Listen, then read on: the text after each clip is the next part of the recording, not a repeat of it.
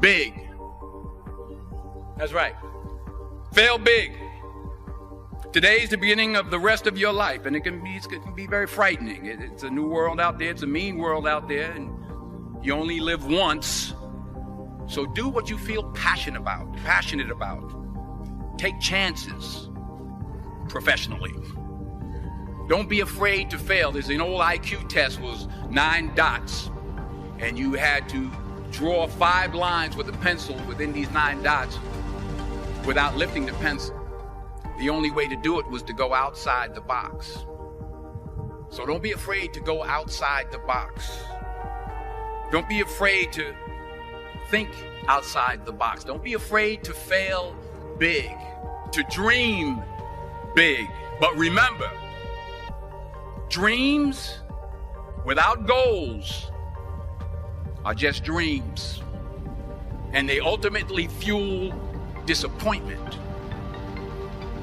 So have dreams, but have goals. Life goals, yearly goals, monthly goals, daily goals. I try to give myself a goal every day. Sometimes it's just to not curse somebody out. Simple goals, but have goals. And understand that to achieve these goals, you must apply discipline and consistency. In order to achieve your goals, you must apply discipline, which you have already done, and consistency every day, not just on Tuesday and this a few days. You have to work at it every day. You have to plan every day. You've heard the saying, we don't plan to fail, we fail to plan. Hard work works. Working really hard is what successful people do. And in this text, tweet, twerk world that you've grown up in, remember, just because you're doing a lot more doesn't mean you're getting a lot more done. Remember that. Just because you're doing a lot more doesn't mean you're getting a lot more done. Don't confuse movement with progress. My mother told me, she said, yeah, because you can run in place all the time and never get anywhere. So continue to strive, continue to have goals, continue to progress. You'll never see a U-Haul behind a hearse. I'll say it again. You'll never see a U-Haul behind a hearse. I don't care how much money you make, you can't take it with you. The Egyptians tried it. They got robbed. That's all they got. You can't take it with you. And it's not how much you have. It's what you do with what you have. We all have different talents. Some of you will be doctors, some lawyers, some scientists, some educators, some nurses, some teachers. Yeah, okay. Some preachers. The most selfish thing you can do in this world is help someone else.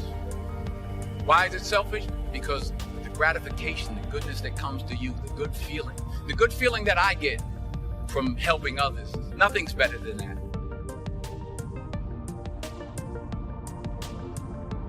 Some slaves said, I don't care what we go through, we're going to survive this. 400 years of slavery, we're going to get through this. And you can't get through it 1825. You can't get through a writing class, and you got tutor after tutor, resource after resource. The problem is, you ain't never felt no pain before. You're soft. It's a soft generation. You quit on everything. Our people did not quit. Harriet Tubman not only made it, she went back and got some more. She said, you know what, I made it, but I'm going to walk listen to me, shh, not ride the bus. I'm going to walk all the way back down to the South to get some more. And you quitting on 1825? I'm serious. You quitting and you ain't even tried yet. Last one, I'm sorry. Last one. Listen to me. Pain is temporary. It may last for a minute, or an hour, or a day, or even a year. but eventually it will subside. And something else will take its place. If I quit, however, it will last forever. Listen to me, I'm telling you as I leave. I was homeless for 2.5 years. And the problem with most of you never felt no pain before. Y'all spoiled. Some of y'all spoiled, just bottom line. Your parents have done everything for you. You never had to do nothing for yourself. You're spoiled. We're going to keep it real tonight. Some of you are spoiled brats. Every time you ever got in trouble, somebody in your house got you out of it. Every time you've done something you're not supposed to do, people say, Eric, your mother's a tyrant. You're right. She kicked me out. You're right. She's mean, but she developed a man because she put me out there and said, you're going to have to grow up. And some of you have never learned to grow up. And so every time something get hard, you quit, you call mama. I dare you to take a little pain. I dare you. I dare you not to go home. Somebody said, I don't go home, I feel bad. Go through it. You ain't gonna die. At the end of pain is success. You're not gonna die because you're feeling a little pain. I'm not eating like I eat at home. That's why you're about to go to the next level, because if you keep eating like you ate at home, you will keep being a boy or a girl. It's time to become man, woman. So don't worry about a little pain. My greatest asset is I was homeless, so I can't feel a whole lot of pain. I've already been alone. There's not a whole lot of hurt I can feel on a little paper, on a little test. So I leave you, listen to me. We have gotten to a point where it's midterms and we're moving forward. The days of you getting money, I'm not saying we quitting, but I'm saying the day has got to go from external to internal. You have to give it everything you got. No more TV, no more parties, no more playing. If you don't have a 4.0, what you need to be doing is studying. Get off the phone. I'm sorry, I'm not available until the end of this year. No, I'm for real. You reached the right number, but you called me at the wrong time. Call me back January 1st. I'm about to get busy now. Huh? I want you to have a countdown of your own and say when the countdown is over, we're the real, watch me, because when I was homeless, I knew something was wrong. I knew that wasn't the best of me. And one day I said, will the real Eric Thomas please stand up? Will the real Eric Thomas please stand up? Stop being this high school dropout. Stop giving up. Stop sleeping on the street. Stop walking up and down Finkel Avenue like you ain't got nothing, and get your GED. Stop being afraid to take a test. Stop being afraid to go to college because your daddy didn't go and your mama didn't go.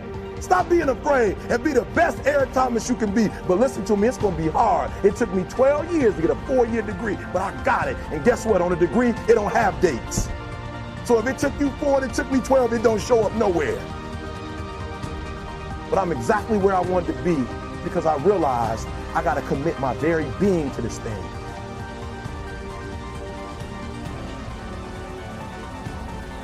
My friends, more than ever now, we need to focus on the truth. Here's the truth. This second that we're sitting here is the greatest second in the history of mankind for human beings. This is math. No matter what you have going on, your grandparents had it worse.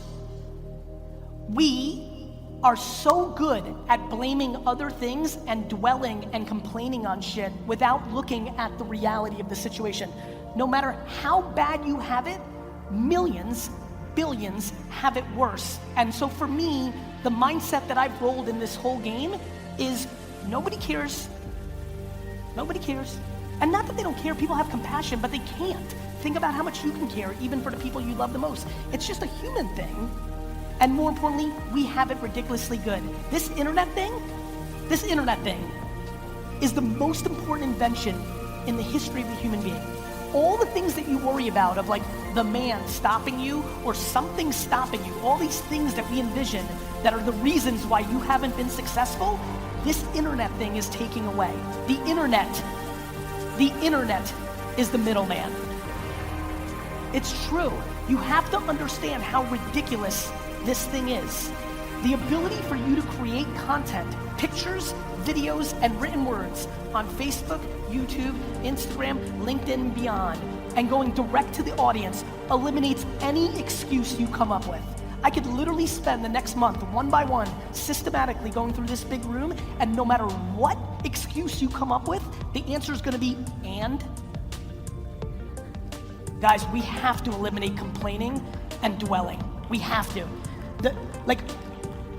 It's just everything, and that's what she did for me. She instilled the right positive things, and most of all, she eliminated fucking excuses.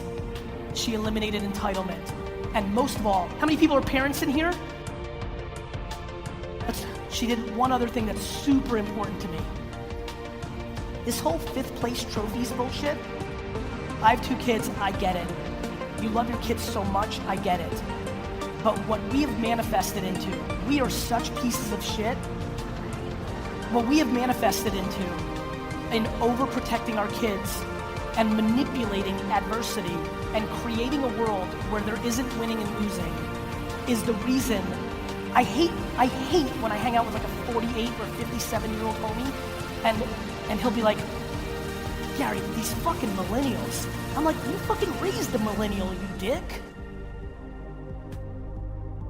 Like all the 40, 50-year-olds, all of us 38, 40, every one of us with 15-year-olds and up, we love shitting on these kids. They're soft, they're entitled. We made them entitled.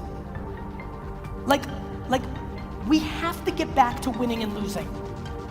You have to stop coddling your kids. Of course,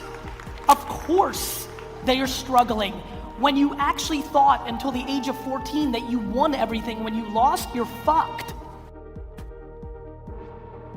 I genuinely believe, look, I'm gonna get very real with you. If you decided to spend money to come here for this lineup, entitlement is a big problem that you have in some shape or form. I'm being dead fucking serious. Not everybody, I don't know all of you, but I'm telling you right now that 80 to 90% of you, I'm being very, very frank, and I'm not razzing, I'm coming from an incredibly important place right now. Please eliminate entitlement. Nobody, nothing, nobody owes you shit. Nobody gives a fuck that your parents were alcoholics. Nobody fucking cares that you were born to a tough family. And here's the truth. If you actually live that, whether it's true or not, you can then finally navigate. All of you are looking backwards and people are fucking passing you by. Yesterday's fucking over. And I'm telling you right now, that to me, over the last decade, has been stunning to me. People's ability to dwell and think about circumstances that they had no control over that are now dictating how they go forward is fucking cancer. And if I can fucking strangle it out of your fucking body here right now, Philadelphia, I would. Because there's no tactic I'm gonna teach you, there's nothing motivational me or Les or fucking Tony are gonna say to you that's gonna do dick for you if you're still dwelling that your fucking aunt stole $800 from you.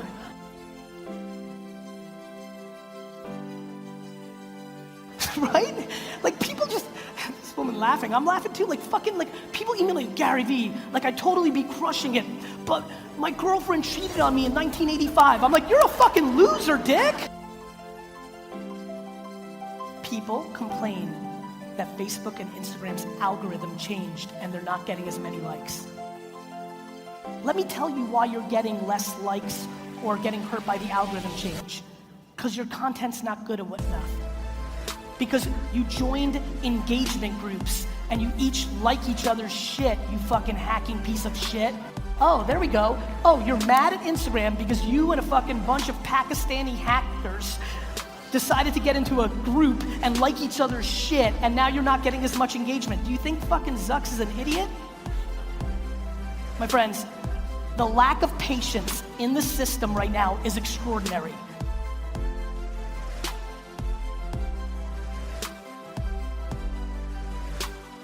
You know what? We human beings have a problem.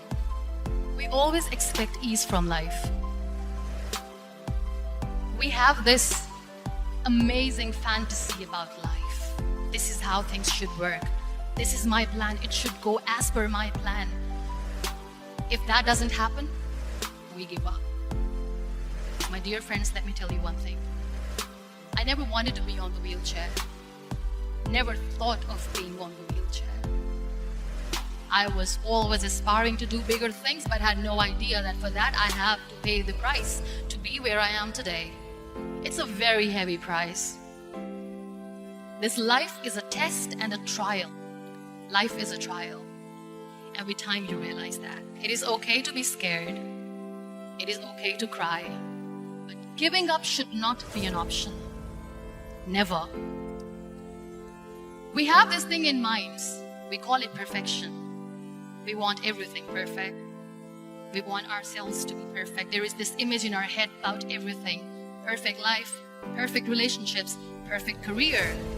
Nothing is perfect in this world. We all are perfectly imperfect, and that is perfectly all right. That's all right. We were sent here not to become the perfect people. I used to be perfect. I still remember.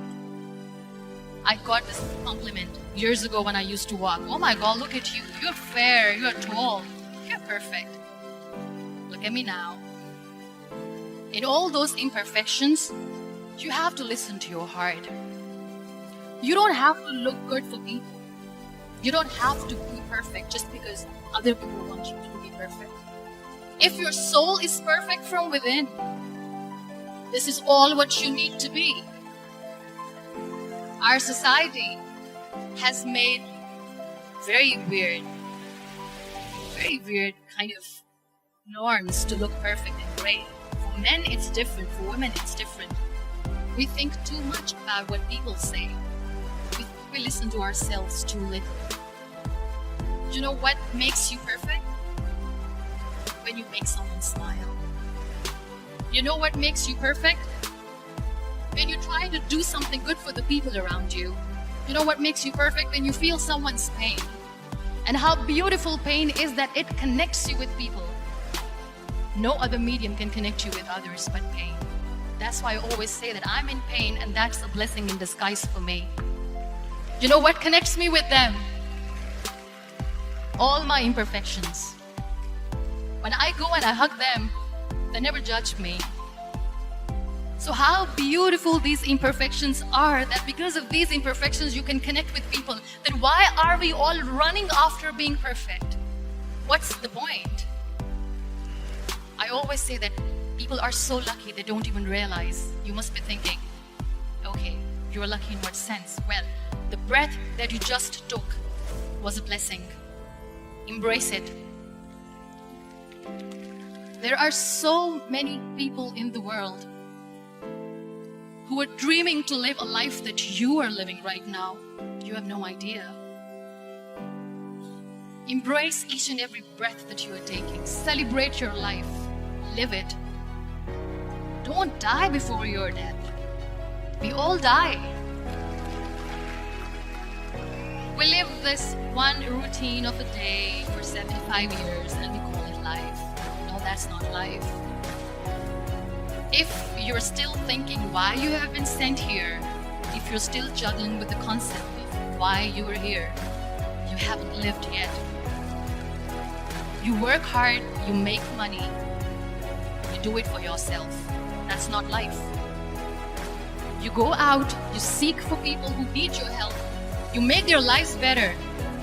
You become that sponge which can absorb all the negativity, and you become that person who can emit beautiful positive vibes. And when you realize that you have changed someone's life, and because of you, this person did very well.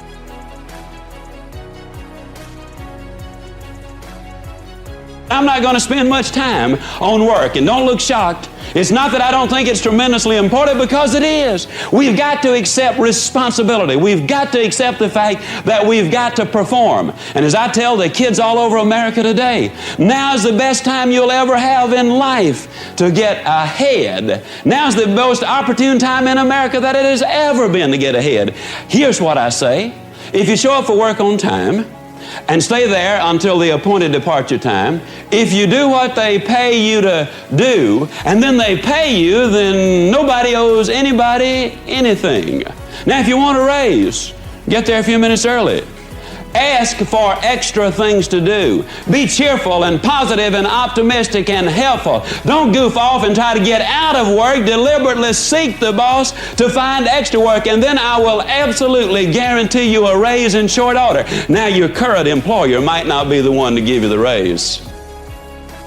But somebody down the street's going to see what you're doing, and they're going to say, that's the boy I want working for me. That's the girl I want working for me, because he or she are doing more than they're paid to do. That's the way you get a raise. Oh, don't misunderstand, you got to work. You can't be like this old boy down home. And you're going to find out earlier there are an awful lot of old boys down home. Somebody, at least there were when I was down there, somebody asked him how long he'd been working for his company, and he said,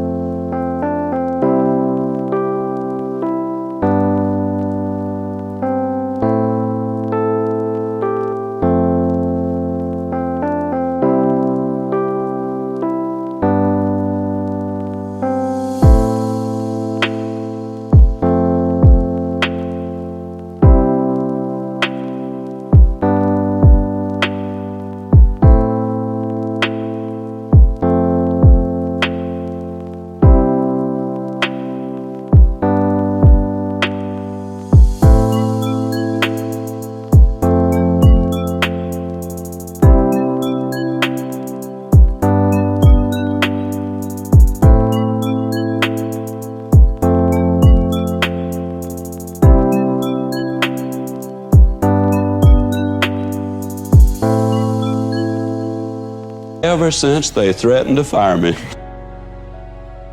So that's about the size of it, yeah? But here's what we've discovered. If you got a good self-image, if you have your goals set in life, if you've got the right mental attitude, nobody has to tell you, go to work.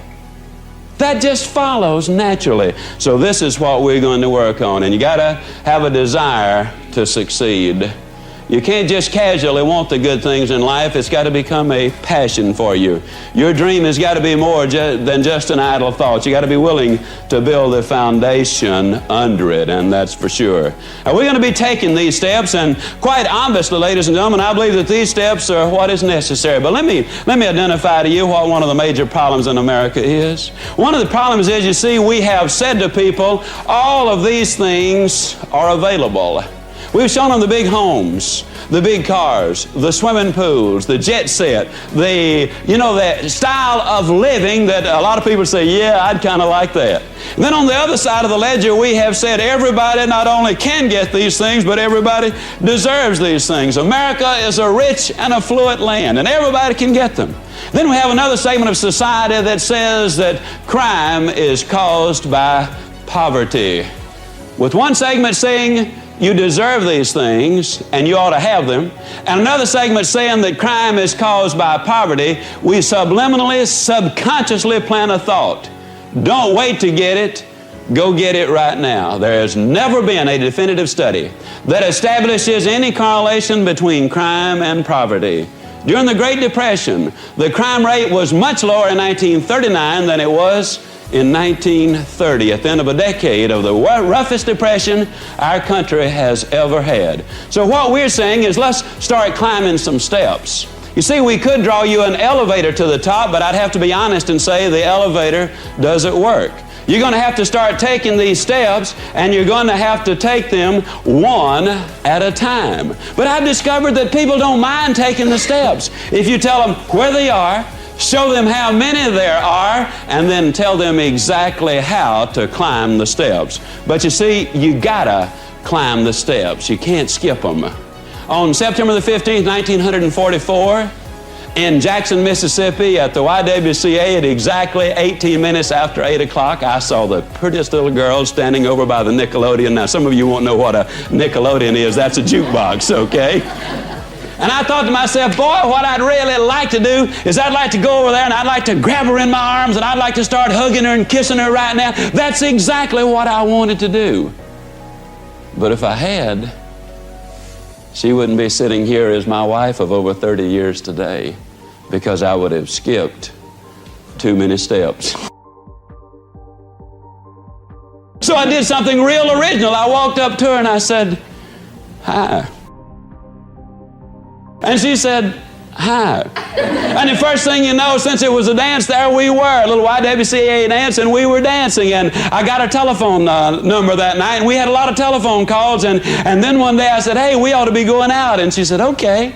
So we had a date. Then we had another one and another one. And then, you know, it wasn't but 2 years and 2 months and 11 days and 1 hour later that she became my very own. But we took some steps along the way.